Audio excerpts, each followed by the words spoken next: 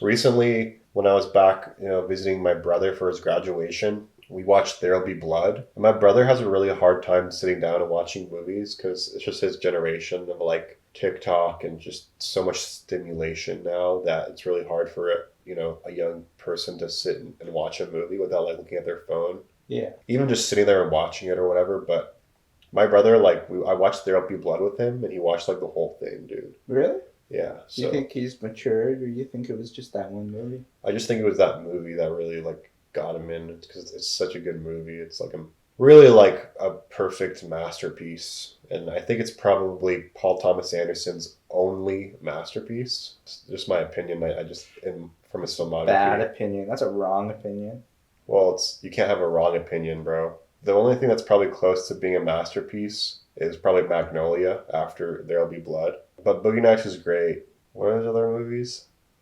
Punch Drunk Love, Boogie Nights, Magnolia, The Master, Licorice Pizza, Yeah, Inherent Vice. I haven't seen Punch Drunk Love, but I have seen Inherent Vice. I have seen Phantom Thread. I have seen Licorice Pizza. I think when I watched all those movies during it, I was like, I'm pretty bored. Even though I like Inherent Vice a lot, like it's probably like my second favorite Paul Thomas Anderson movie because I remember being in film school watching it and shit and be like, whoa, this is so deep. I still like it, but I remember his last three movies, I was like bored in the theater watching them. Yeah. Which was like Phantom Thread and Licorice Pizza and stuff. Yeah. Phantom Thread, I was like, okay, I'm kind of bored, but it's still good. Licorice Pizza I love, dude, honestly. Yeah. Like I love that. It was like it was definitely like a hangout movie. Dude, I don't know. There's something about him, dude, where like I told you, I feel like he's like the closest to Kubrick we're getting of this generation. Just in terms of like Scorsese has his unique perspective, like all these other filmmakers have their like unique cinematic language, but I feel like the person closest to Kubrick's cinematic language is probably Paul Thomas Anderson, dude. Like he's able to like craft such a unique story and like influence every aspect of the film to fit like a certain like vision that he has that I feel like not a lot of people can pull off that kind of like cinematic language. Yeah, I would have to disagree on the Kubrick comparison. I think he's nothing like Kubrick. Okay. I feel like he doesn't like obviously they don't make same movies, but like in terms of like they find something that interests them and they go like full into it. Yeah, yeah, I think like There'll Be Blood is the best one out of his filmography. It's like really, really like it might be like if someone says it's the best movie of the 21st century, like I wouldn't disagree. Yeah. It's definitely one of them. Yeah. Yeah, that's why I think it's like really a true masterpiece. Yeah. It's great. Do you want to talk about what it's about? It's about an oil prospector in the turn of the century during like the oil boom in America, and he finds this plot of land in California. He starts like drilling there and shit. You see like the consequences of that on this little town, and then his sort of he delves more into like greed. Yeah. It's definitely like a character study on like Daniel Day-Lewis, he said, like carries this movie and like he definitely no one else could like make this movie as well as he could. Yeah, Yeah. this is like definitely like about the character. He's just like it's almost like they're filming a real guy. Yeah. Because Daniel Day Lewis is just in. It's just he's just that guy. Daniel Plainview is that guy, and it's just the whole time Yeah. about. It's just insane. Yeah. Wow, what a performance! I Yeah, know. the whole all of his interactions. Definitely the character. It's really about the character. Like the plot is not necessarily super like anything super complicated or anything. It's just kind of like him going through this time, Mm-hmm. building like this. Getting all this oil out and what he'll do and Yeah. just to get that shit. Over the greed overcomes him in the picture. Yeah. And I guess he gets what he wants in the end. Like he definitely gets rich and shit, but he kind of just becomes a really decrepit, Yeah. old alcoholic, just deteriorated man. I feel like he's like, he starts as like a silver miner and he finds oil and he's like, I'm going to start. Like he starts from like a little plot, right? And he's able to build this like big company. I feel like when we were first introduced to him, like he's not like that greedy. I mean, like, yeah, he's kind of slimy businessman, but he's not like, fully entrenched in his own like narcissism.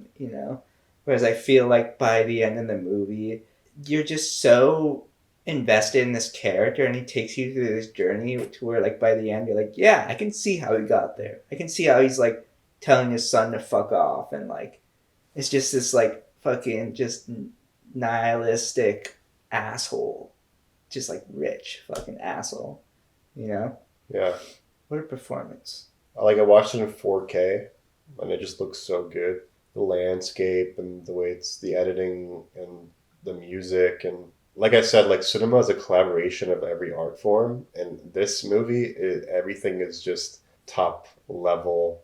And I think it's aged better over time because it doesn't look like it's aged at all compared to like another movie from 2007 or 2008. Like The Dark Knight is from 2008, and that definitely aged. We talked about it in a video. Yeah. There'll Be Blood could have come out like this year or something like that. Yeah. So I think it's just really well done. The film look, everything was just so. Was so it shot good. on film? Yeah. Yeah, that makes sense. Yeah. Yeah, PTA and Christopher Nolan and Tarantino are the only people who shoot on film now. Yeah. Which is cool. And it's like, those are like the best guys, top guys, Yeah. I wouldn't put like, I mean, I'm a Tarantino and Nolan guy over PTA, but, a lot of people like to meet ride Paul Thomas Anderson as well. I'm just not one of those guys. That's okay. Yeah, I know it's okay. I'm telling But you. I'm admitting he has a masterpiece. Like, that's pretty cool. He does. He does. I love The Master, dude. I think The Master is like such a good movie. And then we're talking about like It's good. I just think that movie's like so fucking good. And I just think his movies can be really pretentious. yeah, they can come across as pretentious, but I love that like I feel that he never makes the same movie twice. Until Licorice Pizza. It's like I feel like Licorice Pizza could kind of be in Boogie Nights, but I still feel like they're so distinctly different. Like Yeah. Dude, Licorice Pizza is not as good as Boogie Nights, dude. No, I don't think so either. But I still love it. I still think it was like good and like a really good, like well-made movie. It would be interesting to see him actually try to do a story about like contemporary society, but he just kind of keeps going back in time and kind of living up the good old days of the 70s. It's always 70s, dude. Yeah, well, Inherent Vice was in the 70s. It was like the 1970. turn. Yeah, turn of the century. Licorice Pizza, Boogie Nighters. I have to see Magnolia. I haven't seen that. So that's the one It's good. I'll watch. My top 3 Paul Thomas Anderson movies are There'll Be Blood, Magnolia, and Boogie Nights. Actually, my personal favorite after There'll Be Blood is actually Inherent Vice, actually. I think I've seen that the most after There'll Be Blood. Inherent Vice is a great movie because it's like a great commentary on like Joaquin Phoenix representing the 60s and then Josh Brolin representing like the 50s and like that feeling like you're lost in the time of like changing times, Yeah, dirty hippies. Dude. Yeah. Yeah. It was good. I like that movie a lot. But yeah, There Will Be Blood. I mean, a lot of people have talked about it. I'm sure there have been like a million video essays on it. You probably know how good it is. It is a cinematic masterpiece, and I did have like a really, really good time rewatching it and like watching it as like a 26-year-old as opposed to like a 17-year-old. Yeah, and I think it doesn't glorify the time. It's not like a romanticized look at a certain period. Whereas I feel like his other movies are really a romanticized look at a period. Yeah. And that's probably why I like it more, because I don't know, like this whole, it's always like these directors making movies of the past, and they're like, look how fucking fun it was. Yeah, David Bowie on the soundtrack, guys. Mm-hmm. This is just like really grounded, like gritty, realistic. Dude, all the boots work, on the ground. Yeah, dude. Boots on the ground. Dude, all the work they're doing there, it sounds so fucking awful. Yeah, it's just like dirt and mud and sweat and blood, and like the soundtrack is just like The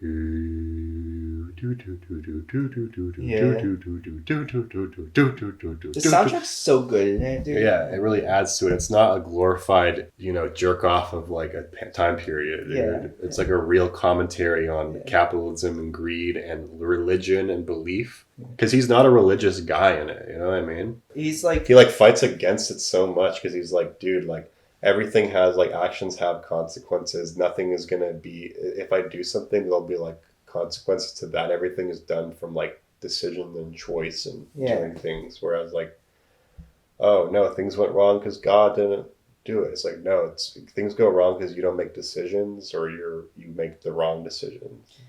I love that scene he says, it's not enough for me to succeed. I have to see other people fail. And like I think that like sums up his character so much. Or it's like he has this drive in him, like just like ugliness in him that like he needs his actions, but what brought him there need to be like the only path. You know what I mean? Like you can have someone else getting successful from like a different path. Yeah. Like you can't have Eli in the town like winning over people that he needs to win over. Yeah. You know? Yeah. He definitely sees it as like someone has to lose for me to win, for sure. And Paul Dano is an interesting, kind of annoying little sneaky little guy in this. Yeah. You know, he's so good at playing that character though. Like, he does. He's just like a little swarmy little like gross little religious boy. Yeah. Like just pale white skinned religious boy. Yeah, like puffy face. He's always like you can't tell if he's smiling or not. He's like, yeah, dude, his fucking face. He's a good actor though. He's good at playing annoying characters. Yeah. Which he does really well in this. Yeah. Oh, he's so annoying in this. Yeah. Robert Elswit, yeah. Dillon Tichenor. Paramount Advantage, Miramax. They make good movies. Hey, they made this movie. But yeah, his son was really good too for like a child actor. Like I know he didn't have to do much because he like. Dillon Freasier. Yeah, but he was good as a kid, dude. And then Ciarán Hinds is really good too. Who's that? He's like his right hand man. Oh yeah. He's in a lot of stuff. So good. Yeah, I love that guy. I thought we were gonna see him more in this, but like he kind of plays like a smaller part. I remember first watching this movie in high school, and I like just kept on watching it and shit. Yeah. Like I was like, that's when I found out about Paul Thomas Anderson. Mm-hmm. Was through There'll Be Blood. I just like was watching it. I'm like, wow, this is like, I don't know. I just like watched it a few times, like on my computer in high school, and then I would go to school and be like, Paul Thomas Anderson. Like my teacher, I brought it up in class because we were talking about like oil barons and robber ramps or whatever. What do you call them? Robber barons. Huh. And I was like, There'll Be Blood, and he was like, yeah.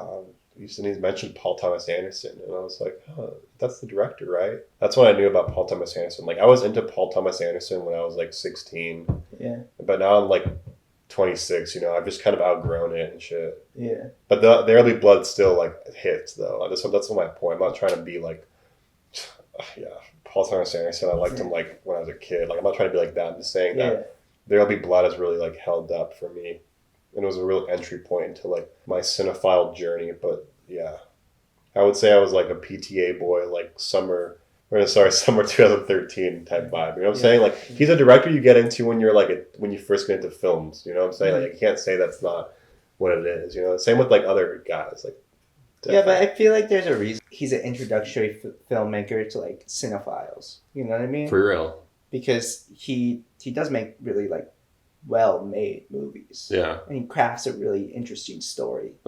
Yeah, I mean, maybe he is you know, back then it was really impactful, whatever, you know, but like, you know, you kind of outgrow it, and now I'm like really into someone like Rainer Werner Fassbinder, you know? But that's not like an entry-level guy. That's like a real, like, you know, when someone drops someone says Rainer Werner Fassbinder, you're like, damn, okay, this guy knows what he's talking about. You know what I'm saying? He's a deep cut. That's a deep cut. Yeah, Paul Thomas Anderson can be like a sort of normie take. Yeah. For just cinephile level nerdiness. You know what I'm saying? Like, yeah, but there's nothing wrong with those. You know, like we still love Tarantino. We love Guy Ritchie, and Guy Ritchie's not even considered cinephile. You know what I mean? Like, it's like there's nothing wrong with having those takes. But I think another thing is like Paul Thomas Anderson is an American director. Yeah, he's a California boy, you know? Yeah, he's a California boy, I'll give him that, dude. He is. Grew up in the Valley, you know, like having access to Hollywood and having the talent he has and like getting the budgets he has to make these like big indie films. Yeah. Is like, you can see why this is kind of an entry level for a lot of people in like an English speaking like country, you know? Yeah, man. He's prolific, I'm not gonna lie, you know, I'm just saying like he's a California boy, like David Fincher and Quentin Tarantino. Well, Quentin Tarantino's from what? Like Kansas? No, Tarantino's from LA, dude. He grew up in LA. But where was he born? He was born in Knoxville, Tennessee. That's right, yeah. He's from Tennessee, dude. I don't know what to tell you. I love the beginning of There Will Be Blood. just that opening scene where you feel like you're gonna watch something super cinematic, where it opens on those hills and it's like Yeah, I remember that part. fades in. It's like, it's like, are we gonna get a horror movie? yeah, so good. God, I love this movie, and I love the whole escapade with his brother, and like the brother, and how he has to, like, kill him eventually. And Yeah, it's like, it's like a perfect movie, bro. yeah, but like the only reason he kills the guy that's pretending to be his brother is because he embarrassed him. Like, he let him through his armor, and then he like closes up even more after that. You know. What movie do you like more from 2007? There'll Be Blood or No Country for Old Men? Choose one. I used to be a really big Coen Brothers fan,